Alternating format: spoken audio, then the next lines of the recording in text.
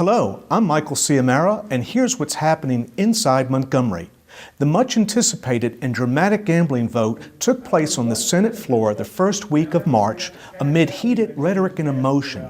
The critical test was a procedural vote to allow debate of the gambling bill to go forward, and it failed. Senate Minority Leader Jabo Waggoner explains why. The people that call me and email me, let us vote. We have the right to vote. And my question to them, have you read the bill? Do you know what's in it? Do you know it grants a monopoly to a very few people? Do you know that there's no bid on the licensing of these casinos? The taxation was very low. 20% was really laughable. We've looked at other states that have these similar type facilities, and you know, you've got 30% tax rate, 35, 40. One state had 50%, and we were down at 20%, which was very, very low. So there were some aspects of that bill that some of us could not live with. The Senate is likely to take up special interest legislation again this week. Senator Waggoner tells me the leadership should put taxpayers first instead of politically connected lobbyists. There's probably, I think, 3 bills that we Republicans in the Senate look at good, positive job creation bills. They give tax credits to a company that will hire somebody who's unemployed.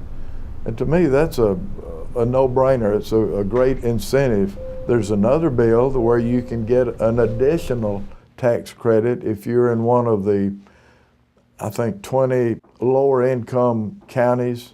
Those bills, to my knowledge, have not even come out of committee. The state of Alabama was not one of the finalists to be considered for a federal education funding grant known as Race to the Top. Governor Riley blamed this outcome on the education unions and on the failure of the legislature to pass charter school legislation. Representative Sue McClurkin led the push for charter schools in the Alabama House. I was not surprised, but I'm disappointed because we do have some outstanding programs with AmSty, distance learning, and the math and science, and the pre-K, all of that. We have some outstanding programs that could put us in good competition for some of those funds. Representative McClurkin and Senator Steve French are working on a better and stronger charter school bill.